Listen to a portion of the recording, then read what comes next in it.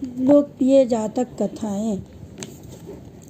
रुनझुन मृग। किसी जंगल में रुनझुन नामक एक दिव्य मृग रहता था। सोने के रंग में ढला उसका सुंदर सजीला बदन माणिक, नीलम और पन्ने की कांति की चित्रांगता से शोभायमान था। मखमल से मुलायम उसके रेशमी बाल, आसमानी आंखें तथा तरासे स्फटिक से उसके खुर और सींग सहज ही किसी का मन मोह लेने वाले थे।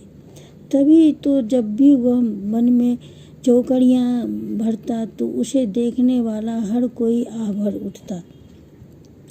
जाहिर है कि रुनझुन एक साधारण मृग नहीं था। उसकी अप्रतिम सुंदरता उसकी विशेषता थी, लेकिन उससे भी बड़ी उसकी विशेषता यह थी कि वह विवेकशील था और मनुष्य की तरह बातचीत करने में भी समर्थ था। पूर्व जन्म के संस्कार से उसे ज्ञात था कि मनुष्य स्वभावतः एक लोभी प्राणी है और लोभवश वह मानवीय करुणा का भी प्रतिकार करता आया है। फिर भी सभी प्राणियों के लिए उसकी करुणा प्रबल थी और मनुष्य उसके करुणा भाव के लिए कोई अपवाद नहीं था।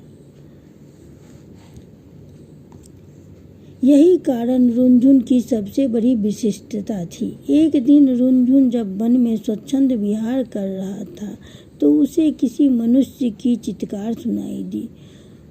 अनुसरण करता हुआ जब वह घटना स्थल पर पहुंचा तो उसने वहां एक पहाड़ी नदी की धारा में एक आदमी को बहते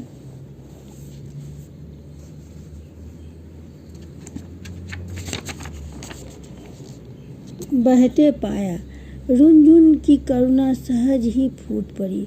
वह तत्काल पानी में कूद पड़ा और डूबते व्यक्ति को अपने पैरों को पकड़ने की सलाह दी। डूबता व्यक्ति अपनी घबराहट में रुनझुन के पैरों को न पकड़ उसके ऊपर ही सवार हो गया।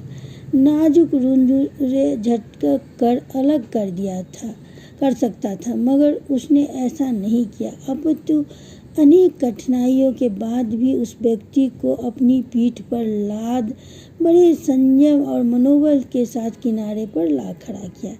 सुरक्षित आदमी ने जब रुनझुन को धन्यवाद देना चाहा तो रुनझुन ने उससे कहा, अगर तू सच में मुझे धन्यवाद देना चाहता है तो यह बात किसी को ही नहीं बताना कि तूने एक ऐसे मृग द्वारा पुनर्जीवन पाया है जो एक विशिष्ट स्वर्ण मृग है, क्योंकि तुम्हारी दुनिया के लोग जब मेरे अस्तित्व को जानेंगे तो वे निस्संदेह मेरा शिकार करना चाहेंगे। इस प्रकार उस मनुष्य को विदा कर रुनझुन पुनः अपने निवास स्थान को चला गया। कालांतर में उस राज्य की रानी को एक स्वप्न आया। उसने स्वप्न में रुनझुन के साक्षात दर्शन कर लिए। रुनझुन की सुंदरता पर मुग्ध और हर सुंदर वस्तु को प्राप्त करने की तीव्र अभिलाषा से रुनझुन को अपने पास रखने की उसकी लालसा प्रबल हुई। तत्काल उसने राजा से रुनझुन को ढूंढ कर लाने का आग्रह किया।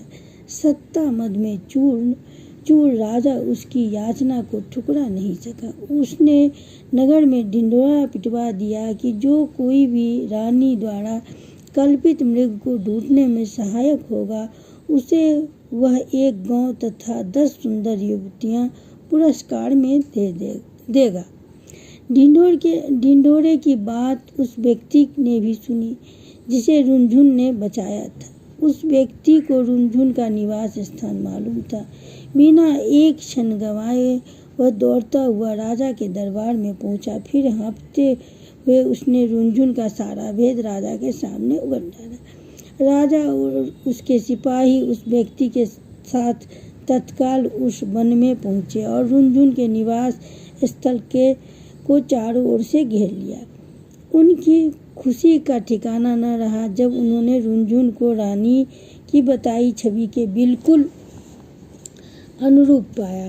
राजा ने तब धनुष साधा और रुनझुन उसके ठीक निशाने पर था।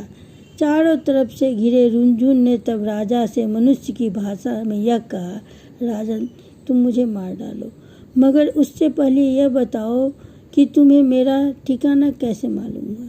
उत्तर में राजा ने अपने तीर को घुमाते हुए उस व्यक्ति के सामने रोक दिया जिसकी जान रुनझुन ने बचाई थी। रुनझुन के मुख से तभी यह वाक्य हठात फूट पड़ा, निकाल लो लकड़ी के कुंदे को पानी से, न निकालना कभी एक अकृतज्ञ इंसान को। राजा ने जब रुनझुन के उसके संवाद का आशय पूछा तो रुनझुन ने राजा को उस व्यक्ति के डूबने और बचाए जाने की पूरी कहानी कह सुनाई। रुनझुन की करुणा ने राजा की करुणा को भी जगा दिया था। उस व्यक्ति की कृतज्ञता पर उसे रोष भी आया। राजा ने उसी तीर से जब उस व्यक्ति का संहार करना चाहा तो करुणावतार मृग ने उस व्यक्ति का वध न करने की प्रार्थना की। रुनझुन की विशिष्टताओं से प्रभावित राजा ने उसे अपने साथ अपने राज्य में आने का निमंत्रण दिया।